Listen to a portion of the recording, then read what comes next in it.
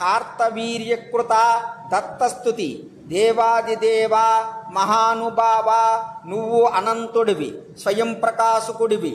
నీలో స్వప్నతుల్యమైన ఈ జగత్తు మాయ వల్ల వాస్తవముగా కనిపిస్తుంది. ఈ సృష్టి అంతా నీకు మనసా కల్పితం. ఒక్కటే చైతన్యం మాయా గుణం కారణముగా అనేక రూపాలతో భాషిస్తోంది. లేనిది ఉన్నట్లుగా అది అలా కనిపించటానికి ఆధారమైన నీకు ఇదే శిరస్సు వంచి నమస్కరిస్తున్నాను.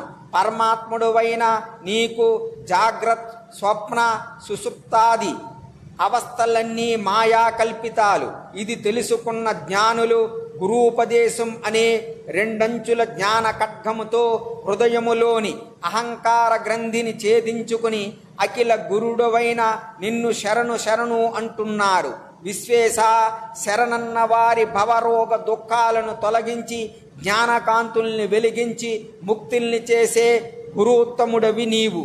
త్రిగుణ మాయా నియామకుడవు. గోవింద, అచ్యుత, అజ, పరేశ, నీకిదే నా కోటి నమస్కారములు. నీవు నిత్యముక్తుడవు, పరిశుద్ధుడవు, విబుద్ధుడవు, ఈశుడవు, సర్వదేవ రక్షకుడవు, అనన్య సిద్ధుడవు. అటువంటి నిన్ను దేహేంద్రియాది స్వరూపిణ్ణి నేను ఇదే శరణు కోరుతున్నాను. సచ్చిదానంద, పురాణ పురుష, నారాయణ, జగత్కారణ కారణ, పురుషోత్తమ, ఈ సంసారభిలములో పడ్డాను నేను. ఎక్కడ ఏదో గొప్ప సుఖం ఉంది, అనుభవిద్దామని సంబరపడుతూ వచ్చి పడ్డాను. కాలం నన్ను కాటువేసింది, ఇప్పుడు అలమటిస్తున్నాను. దయాలు, నిర్వాణానుభవ మహానందాన్ని అందించే నీ బోధామృత వాగ్బిందువుల్ని నా మీద చల్లి ఆ ఆర్తిని, దుఃఖాన్ని తొలగించు. మాయామయుడవై ఈ విశ్వాన్ని సృష్టిస్తావు, పోషిస్తావు, లయిస్తావు. అంతా నీ ఇచ్ఛాశక్తితోనే జరుగుతోంది. దాన్ని బ్రహ్మాదులు కూడా తెలుసుకోలేరు. అంటే మానవ మాతృలం మేము తెలుసుకోగలమా? భావ పరంపర యాత్రలో చిక్కుకుని జనన మరణాల కోరల్లో నలిగిపోతూ తాపత్రయాలలో మాడిపోతూ పరితపిస్తున్న నాకు స్వామి నీ పాద పద్మాలే దిక్కు, నీ వాక్కే ఉపశమనం, మరొక దిక్కు లేదు. విశ్వరూప, మహామునులకు కూడా అందని భక్తి యోగాన్ని, వైరాగ్యాన్ని, విశుద్ధ విమల విజ్ఞానాన్ని నాకు ప్రసాదించు. అఖిల దుఃఖాలకు మూల బీజం అహంకారం, మమకారం. వీటిని తొలగించు. వైకుంఠధామ, నువ్వు దత్తాత్రేయుడుగా అవతారం ధరించింది యోగ ప్రచారానికే, జ్ఞాన ప్రసారానికే అంటారే. మరి నువ్వే కరుణించకపోతే ఇక నా బోటి వారికి దిక్కెవరు తండ్రి? అన్ని అనర్థాలకు నిలయం ఈ శరీరం. ఇందులో పడి కొట్టుమిట్టాడుతున్న జీవుణ్ణి ఉద్ధరించటం కోసం నువ్వు ఎన్నో అవతారాలు ఎత్తుతుంటావట. సత్వగుణముతో దేవతల్ని, రజోగుణముతో పాలకుల్ని, తమోగుణముతో భూతాదుల్ని కల్పించి గుణాలన్నింటికీ నువ్వే నియంతగా నిలబడి తరువాత నువ్వే అతీతముగా నిలుస్తావట. ఆదిపురుష, జగదీశ, నిన్ను తెలుసుకోవటం నా బోటి మందబుద్ధులకు సాధ్యమా? సకామంగా నిన్ను సేవిస్తే అష్టైశ్వర్యాలు ఇస్తావట. నిష్కామముగా నీ పాదుకలు నిత్యం పూజిస్తే చాలు అనస్వరమైన బ్రహ్మపదాన్ని అనుగ్రహిస్తావట. పరాత్పర, నిజంగా నేను మందబుద్ధిని, రాజభోగాలలో తలవరకు మునిగాను. అవి నస్వరాలని, దుఃఖహేతువులని గ్రహించలేకపోయాను. ఇప్పటికి కళ్ళు తెరిచాను. నాకు ఈ రాజ్యాలు వద్దు, భోగాలు వద్దు. నీ పాద రేణువులను గ్రహించు. సిద్ధులైన వారు ఈ జగత్తు మిథ్య అంటారు. మనోభ్రమం వల్ల సత్యంలాగా కనబడుతోంది అంటారు. నిజంగా ఇదంతా వట్టి మిథ్యే అయితే ఇది ఇంత ఖచ్చితముగా సత్యములాగా కనిపించటం సంభవమేనా? నిన్ను శరణు పొందాను. నా సందేహాన్ని తీర్చి అచ్చమైన తెలివిని కలిగించి ధన్యుణ్ణి చెయ్యి. భయ నివారక, ఈ సంసారం అనే ముసలికి భయపడినంతగా నేను మరి ఇంకా ఏ శత్రువుకు, ఏ భూతానికి, ఆఖరిక మృత్యువుకు కూడా భయపడను. అందుకే రాజ్య వైభవాలన్నీ వదిలేసి నీ చరణ సన్నిధికి వచ్చాను. నీ పాదాల చెంత శిరస్సు వంచి ప్రార్థిస్తున్నాను. నా భవభయం తొలగించు, సత్యము శాశ్వతము అయిన సుఖం కలిగించు. తాపత్రయములో మాడిపోతున్న నాకు నీ అమృతమయమైన వాక్కులతో ఉపశమనం కలిగించు, సేద తీర్చు. విశ్వాత్మ విశ్వేశ, నీ పాదాలకు నమస్సులు. యోగ మార్గానుకూలురు, కర్మబంధాలు త్రెంచుకుని యోగ సిద్ధిలో ఏ పరతత్వాన్ని చూస్తున్నారో అది నువ్వే. అలాంటి నీ పాదాలకు వందనములు. ఇంద్రియాలను తృప్తిపరచటం కోసం సుఖానుభూతితో పాపజలములో పడ్డాను. ఎన్నో ఏళ్ళు గతించాయి, ఒడ్డు దారి కనిపించటం లేదు. ఈ మనస్సుకి ఎన్నటికీ యావగింపు కలగటం లేదు. ఇదేమి దురదృష్టమో! మహారాక్షసులు, చివరికి పశుపక్షాదులు కూడా సత్యాంగత్యం వల్ల ఆత్మజ్ఞానం పొంది సంసార సముద్రాన్ని దాటగలిగారు. నేను క్షత్రియ వంశములో పుట్టి ఎంతో కాలం నీ సేవ చేసి రాజభోగాల లంపటములో పడి మరింత ఇరుక్కున్నానే తప్ప కాసింతైనా బంధ విముక్తిని కాలేకపోయాను. నా మీద నాకే అసహ్యం వేస్తోంది. రాజ్య సంపదలలో పిచ్చివాణ్ణయి మిథ్యా విలాసాల్లో, మిథ్యా సుఖాల్లో తగులుకున్నాను. ఎట్టెదుట కాపు వేసి ఉన్న మృత్యువును పసిగట్టలేకపోయాను. నాకన్నా మందమతి ఇంకెవరైనా ఉంటారా? నువ్వే జాలిపడు కరుణించాలి. నీ అనుగ్రహాన్ని నా మీద పూర్తిగా ప్రసరింపజెయ్యాలి. అది ఒక్కటి తప్ప నేను ఇంకేమీ కోరను. నాకు శాంతిని ప్రసాదించే మార్గం ఇదొక్కటే. సకల సృష్టికి నువ్వు సౌర్వభౌముణ్ణి చేస్తానన్నా, ఇంద్ర పదవి కట్టబెడతానన్నా, చివరకు పరమేష్ఠిని చేస్తానన్నా నాకు వద్దు. వాటిలో సుఖం లేదని తెలిసిపోయింది. ఆర్తిహరా జగదీశ్వర, నీ ఉపదేశమనే కొడవలతో నాలోని అహంకార గ్రంథిని మొదలంటూ నరుకు. విశుద్ధ విజ్ఞాన ఘన సదానంద లీలా విగ్రహ శరీర పురాణ పురుష నమో నమః నమో నమః. పద్మనాభ, అజ్ఞానములో పడి నీ పాద పద్మాలను సేవించని వాళ్ళని సైతం ఉద్ధరించటానికి అవతరించిన దయామయుడవు అని పెద్దలు చెబుతున్నారు. అలాంటిది నీ పాదధూళిని శిరసా వహించిన నా బోటి వారికి నీ దయ అనుభవంలోకి రాకపోవటం, ఇంకా భవరోగులమై బాధపడటం వింతగా ఉంది. అనసూయ, అత్రి మహర్షుల తపస్సుకి మెచ్చి వారికి పుత్రుడుగా నిన్ను నువ్వు దత్తం చేసుకున్నావు. అలా దత్తదేవుడువయ్యావు. అంతటి దయాళుడవు, అంతటి దాతవు. ఎందుకో మరి నా మొర ఆలకించటం లేదు.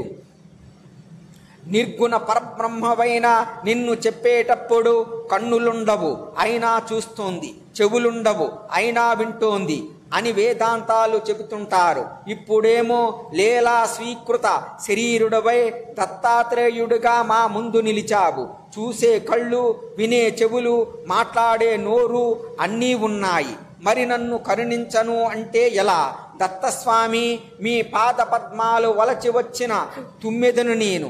వీటిని విడిచి వెళ్ళలేను. నీ కన్నులతో ఒక్కసారి చూసి నా హృదయానికి ఆనందాన్ని కలిగించు. దయాంభురాశి నీవే తప్ప వేరు దిక్కులేదు. అనన్య శరణ్ణుణ్ణి. నీ పాదసేవ తప్ప నాకు వేరే విధి కర్తవ్యము లేదు. ఈ భవసాగరము నుండి కడతేర్చు నామరూపరహితుడవైన నువ్వు అవతారాలు ధరించేది ఇందుకేనట కదా. నన్ను ఉద్ధరించు. పుండరీకాక్ష నమస్తే.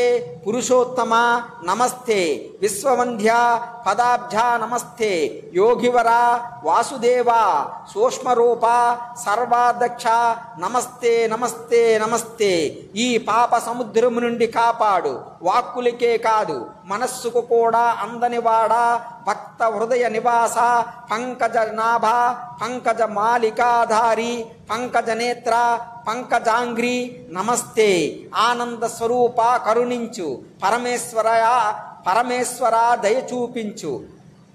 ఆది వ్యాధులనే విషసర్పాలు నన్ను కాటువేశాయి. ప్రభు నన్ను ఉద్ధరించు. సాయంకాలం అయ్యింది.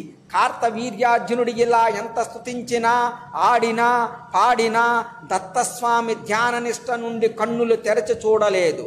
భిన్నుడై అర్జునుడు అలాగే అలసి సొలసి నమస్కరించి నిలబడ్డాడు. వేదధర్ముడు చెబుతుంటే శ్రద్ధగా వింటున్న దీపకుడికి సహజంగానే మరో సందేశం వచ్చింది. తనకిష్టుడైన కార్యవీర్యార్జునుడు అంతగా స్తుతిస్తే దత్తస్వామి ఎందుకు కన్నులు తెరవలేదు? అసలు తెరిచాడా లేదా? ఎప్పుడు తెరిచాడు? ఏమి అన్నాడు? ఇవన్నీ మనస్సులో కుతూహలం రేకెత్తించాయి. అనంతర కథను త్వరగా చెప్పమని అభ్యర్థించాడు వేదధర్ముడు. ఇలా చెబుతున్నాడు, నాయనా దీపకా విను. కార్తవీర్యార్జునుడు అలా స్తుతించి స్వామి ఎదుట తల వంచుకుని అంజలి ఘటించి నిలబడ్డాడు. రాత్రి గడుస్తోంది. మరొక జాములో తెల్లవారుతోంది. అనగా దివ్య విమానాల నుండి సిద్ధపురుషులు అన్ని దిక్కుల నుండి అక్కడకు వచ్చి నేల మీద దిగి దత్తస్వామికి సాష్టాంగ నమస్కారములు ఆచరించి స్తోత్రాలు మౌనముగా జపించి దగ్గరలో మౌనముగా నిలబడి ఉన్న కార్తవీర్యార్జున్ని వారకంట చూసి తిరిగి స్వామికి పదే పదే నమస్కరిస్తూ తమ దివ్య విమానాలు ఎక్కి తేజస్సుతో దశ దిశలా ప్రకాశింపజేస్తూ వెళ్ళిపోయారు. ఆ వెంటనే 10 దిక్కుల నుండి యోగీశ్వరులు వచ్చారు. సహ్యాద్రి గుహల్లోనే ఉంటున్న కొందరు యోగులు జత కలిసి అందరూ స్వామి పాదాలకు సాగిలపడ్డారు. చేతులు చాసి నమస్కరించారు. దేవా, మహాదేవా, యోగ విద్యాగురు, ఆధ్యాత్మ దర్శన, అత్రివంశ ప్రకాశక, జయము జయము అనిస్తూ జయము అనిస్తూ తిరిగి నమస్కరిస్తూ అందరూ వచ్చినట్లే ఆకాశ మార్గములో తిరిగిపోయారు. ఆ వెంటనే సహ్యాద్రి ప్రాంతములో ఆశ్రమములో నివాసం ఉంటున్న వానప్రస్థులు, సన్యాసులు, వేదశాస్త్ర పారంగతులైన బ్రాహ్మణులు ఎవరికి వారు వచ్చి దత్తాత్రేయుడికి సాష్టాంగ దండ ప్రణామాలు ఆచరించి వేద మంత్రాలతో శ్లోకాలతో స్తుతించి వెళ్ళిపోయారు. తూర్పు దిక్కున ఎరుపు రేఖలు కనిపించాయి. కాసేపటికి అవి తెల్లధనం సంతరించుకున్నాయి. అప్పుడు దత్తాత్రేయుడు ధ్యాననిష్టను క్రమక్రమముగా సడలించాడు. మెల్లగా కళ్ళు తెరిచాడు. పద్మాసనము నుండి లేచాడు. నైరుతి దిక్కుగా నడిచాడు. శాంతతపుడు అనే శిష్యుడు అందించిన మట్టితో నీళ్లతో కాలకృత్యాలు తీసుకున్నాడు. తిరిగి వచ్చాడు. సత్యవాక్కోనే ముని అందించిన గోమయి, మృత్, కుష, భస్మవల్కలాలను తీసుకుని వెంటరాగా దత్తస్వామి అక్కడికి చేరువలోనే నదీ తీరానికి వెళ్ళి నియమపూర్వకముగా స్నానము చేశాడు. దేవ, పితృ, ఋషి తర్పణాలు వదిలిపెట్టాడు. ఉదయిస్తున్న సూర్యభగవాని విధి విధానములో ఉపాసించాడు. అహినికాలు నిర్వర్తించాడు. అంతా అయ్యేసరికి మధ్యాహ్నం అయ్యింది. కోల్హాపుర లక్ష్మీదేవి వద్దకు వెళ్ళి భిక్ష స్వీకరించి క్షణకాలములో మళ్ళీ సహ్యాద్రి పర్వత ఆశ్రమానికి చేరుకున్నాడు. పర్ణశాల ముందు ఎప్పటిలాగే గున్నమావి చెట్టు నీడలో మట్టి తిన్నిపై కూర్చున్నాడు. చుట్టుప్రక్కల ఆశ్రమాల నుండి మునులు, యోగులు, వివిధ ఆశ్రమాల వారు వచ్చి దత్తస్వామికి నమస్కరించి తిన్నె చుట్టూ అర్ధచంద్ర వలయాకారములో కూర్చున్నారు. నోరు విప్పి ఏది పలికితే అది విని తరిద్దామని ఆశగా ఎదురు చూస్తున్నారు. అల్లంత దూరాన కార్తవీర్యార్జునుడు నిలబడి ఉన్నాడు. శిరస్సుపై 2 చేతులు ఉంచి అంజలి ఘటిస్తూ స్వామి వైపు చూస్తున్నాడు. అతడిని ఏదో భయం ఆవరించింది. చిన్నగా వణుకుతున్నాడు. ఇది గమనించిన శాంతతపుడు అనే శిష్యుడు దత్తస్వామికి నివేదించాడు. దత్తస్వామి కార్తవీర్యార్జుని వైపు ప్రసన్నముగా దృష్టి సారించి చిరునవ్వులు చిందిస్తూ, నాయన కార్తవీర్య, ఎందుకు భయం? ఎందుకు ఆ వణుకు? ఎందుకు దుఃఖం? ఇలా రా, దగ్గరగా కూర్చో. నీ దుఃఖము, భయము, ఖిన్నత అన్నీ తొలగిపోతాయి. నువ్వు కోరుకుంటున్న చిత్తశాంతి లభిస్తోంది. రా, ఇలా రా అని ఆప్యాయముగా పిలిచాడు. కార్తవీర్యుడికి ధైర్యం వచ్చింది. అప్రయత్నముగా కన్నులు వరదలు కట్టాయి. తల్లి పిలుస్తుంటే ఒడిలోకి పరుగు తీస్తున్న పిల్లవాడిలాగా దగ్గరకు చేరి సాష్టాంగం పడి దగ్గరగా మౌనంగా కూర్చున్నాడు. దత్తస్వామి అతడి ఆర్తిని ఆవేదనను గుర్తించాడు. నాయనా, భయపడకు, దిగులు చెందకు, నీకేమి కావాలో అడుగు, చెబుతాను. నీ అజ్ఞానం తొలగిస్తాను, దుఃఖం పోగొడతాను. నువ్వు నాకు పరమభక్తుడివి, అనన్య సేవలు చేసిన వాడివి, నాకు ఆప్తుడివి. నువ్వు కోరితే చెప్పరానిదంటూ ఏదీ లేదు. ఏది అడగదలుచుకున్నావో అడుగు, సమాధానము చెబుతాను, సంశయాలు తీరుస్తాను. గురువు అంటేనే ఇది కదా, సందేహించక అడుగు. దత్తస్వామి ఇలా ప్రేమగా చనువిచ్చి ప్రోత్సహించేసరికి కార్తవీర్యార్జునుడు తేరుకుని ఇలా అడిగాడు. స్వామి, నన్ను చాలా కాలముగా వేధిస్తున్న సంశయాలు కొన్ని ఉన్నాయి. వాటిని మీ ముందు ఉంచుతాను. అవి తొలగించి నాలో జ్ఞానకాంతులు నింపండి. సత్తు, అసత్తు, స్థూలము, సూక్ష్మము, కార్యము, కారణము, వ్యక్తము, అవ్యక్తము, సమస్తము పరబ్రహ్మవైన నువ్వే కదా. అద్వితీయము, అవ్యయము, స్వయం ప్రకాశమానము అయిన ఆ పరబ్రహ్మములో నశ్వరము, మాయా కల్పితము, అనిత్యము అయిన ఈ విశ్వభ్రాంతి వల్ల అద్దములో ప్రతిబింబముగా కనిపిస్తోంది అని వేదాంతులు అంటున్నారు. రజ్జు సర్పభ్రాంతి, సుక్తి రజత భ్రాంతి ఇలాంటివి ఉదాహరణలుగా చూపిస్తున్నారు. మరికొందరు ఇదే వేదాన్ని ప్రమాణముగా చూపుతూ జగత్తు మిథ్య అయితే ఎంతకాలం స్ఫుటముగా కంటికి కనిపిస్తుందా, దీనికి బోధన కూడా లక్ష్యం కాదు, దీనికి ఆది ఎక్కడ అంతమెక్కట, ఒక్కటే ప్రవాహం అని వాదిస్తున్నారు. అది అద్వైతము, ఇది ద్వైతము అంటున్నారు. ఇక మీమాంసకులు ధర్మమే పరమని, జగత్తు నిత్యము సనాతనము అని శృతుల్ని ప్రమాణముగా చూపించి మరీ ప్రతిపాదిస్తున్నారు. సాంఖ్యులు సృష్టికి ప్రధానం కారణం అంటున్నారు. పురుషుడు నిమిత్త మాత్రుడంటున్నారు. యోగులు ఇదే నిజమని అంగీకరిస్తున్నారు. తార్కికుడు ప్రపంచాన్ని నిత్యమంటున్నారు. ఇవన్నీ వేదోక్తులు ప్రమాణముగా చూపుతున్న సిద్ధాంతాలే, వాదాలే. వేద ప్రామాణ్యాన్ని అంగీకరించిన బుద్ధిమంతులు కొందరు ఉన్నారు. వేలల్లో కొందరు ప్రపంచాన్ని క్షణికం అంటున్నారు. ఇన్ని రకాల వాదాలు, భేదాలు ప్రపంచములో వినిపిస్తూ ఉంటే వీటిలో దేన్ని ప్రామాణికంగా స్వీకరించాలి అనేది ముముక్షువులకు పెద్ద సందేహం అవుతోంది. దేన్ని అనుసరిస్తే ఏ ప్రమాదం వచ్చి పడుతుందో, ఏ ప్రాయశ్చిత్తం చేసుకోవలసి వస్తుందో అని మల్లగుల్లాలు పడుతున్నారు. శృతి, స్మృతి, పురనేతి, ఆగమ శాస్త్రాలకు సమన్వయం కుదిర్చి పరస్పర వైరుధ్యం తొలగించి ఏకవాక్యం బోధించగల గురుస్వామివి నువ్వే కాబట్టి ఈ సంశయం తీర్చి పరమపదమునకు దారి చూపించవలసిందిగా కోరుతున్నాను. ఏది మాకు ఆచరింపదగినదో, ఏది వదిలివేయవలసినదో తేల్చి చెప్ప ప్రార్థన. ఇలాగే ఆచారాలలో కూడా తేడాలు ఉన్నాయి. సదాచారాలు ఏమిటో, అనాచారాలు ఏమిటో తెలియక కొట్టుకుంటున్నాం. నువ్వు సర్వాచార నిధివని, సర్వాచార ప్రవక్తకుడవని పండితులు చెబుతున్నారు. బహిర్ముఖముగా నువ్వు అనాచారుడువని కొందరు అంటున్నారు. ఇంతకే నువ్వు ఆచార లభ్యుడువా లేక అనాచార లభ్యుడువా?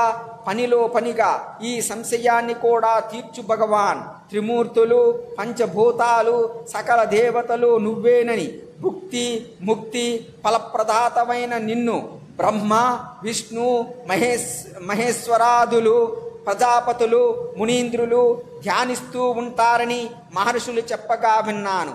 అటువంటి నువ్వు ఇలా రోజుల తడబడి ధ్యాన నిష్టలో కూర్చుంటున్నావు. నువ్వు ఎవరిని ధ్యానిస్తున్నట్టు?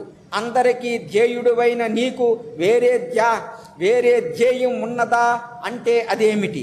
ఈ సంశయాలు తొలగించమని అడగటం తప్ప నాకు ఇంక ఏ కోరిక లేదు. నీ దయ వల్ల సకల శత్రువులను జయించి సప్తద్వీపాలతో అలరారే వసుంధరను ఏకఛత్రాధిపత్యముగా పరిపాలించాను. నీ కృపావలేశముతో యముణ్ణి కూడా ఎదిరించగలను. సకల రాజభోగాలు తనివి తీరా అనుభవించాను. ఇక నాకు ఏమీ వద్దు. తురీయ పురుషార్థాన్ని అందుకునే శక్తి ప్రసాదించు, ముక్తిని అనుగ్రహించు. ఇలా కార్తవీర్యార్జునుడు వినయ విధేయతలతో అర్థించాడు అని చెప్పి వేదధర్ముడు ఒక్క నిమిషం అడిగాడు. ఒక్క నిమిషం ఆగాడు. గురుదేవా, నాకు కలిగిన సందేహాలే కార్తవీర్యుడికి కలిగాయి. వీటికి దత్తస్వామి ఏమి సమాధానము చెప్పారో తెలుసుకోవాలని మనసు ఉబలాట పడుతోంది. తరువాత కథను సెలవియ్యండి అని దీపకుడు తొందర చేశాడు. వేదధర్ముడు ఇలా చెబుతున్నాడు. కార్తవీర్యార్జునుడు అడిగిన సందేహాలకు అక్కడ సమావేశమైన మునులందరూ వింటూ ఉండగా దత్తస్వామి ఇలా సమాధానము చెప్పాడు. కార్తవీర్య, నీ విజ్ఞాపనం, నీ వాంఛితం, నీ ప్రశ్నలు నాకు నచ్చాయి. నువ్వు చేసిన స్తోత్రం ఇంకా నచ్చింది. సమాధి నిష్టలో ఉన్న దివ్యశక్తితో అంతా చూశాను, ముందే గ్రహించాను.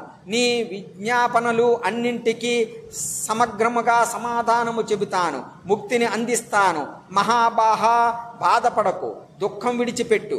నువ్వు నన్ను వశపరుచుకున్నావు. నా భక్తుడికి ఈ లోకములో ఏది దుర్లభం అంటూ ఉండదు. నువ్వు చేసిన స్తోత్రము అతి పురాతనమైనది. నా తత్వము, రహస్యము అన్నింటినీ అందులో దాచి ఉంచాను. నీ ముఖతః అది ఇప్పుడు లోకానికి వెల్లడి అయ్యేలా చేశాను. లోకోపకారం కోసం ఇలా చేశాను. దీన్ని ప్రాతకాలములో పఠించిన వారు నాకు అత్యంత ప్రీతిపాత్రులవుతారు. వేద శాస్త్రాలలో పరస్పర వైరుధ్యాలు ఉన్నాయని బుద్ధిమంతుడివై చాలా మంచి ప్రశ్న వేశావు. అది కేవలం బుద్ధిహీనుల ఆక్షేపణ మాత్రమే. ముందు నీ సందేహాల్ని తొలగించి ఆ తరువాత సప్రమాణముగా మోక్ష విద్య తెలుపుతాను. ఎందుకంటే సందేహాలు తొలగినదే ఏది చెప్పినా నిరర్ధకం. ఈ సందర్భముగా నీకొక గాథ చెప్పుతాను. దీన్ని పూర్వకాలములో దేవగురువైన బృహస్పతి ఇంద్రుడికి చెప్పాడు. ఇందులో నీ సందేహాలకు సమాధానాలుగా 7 ఉదాహరణలు దొరుకుతాయి.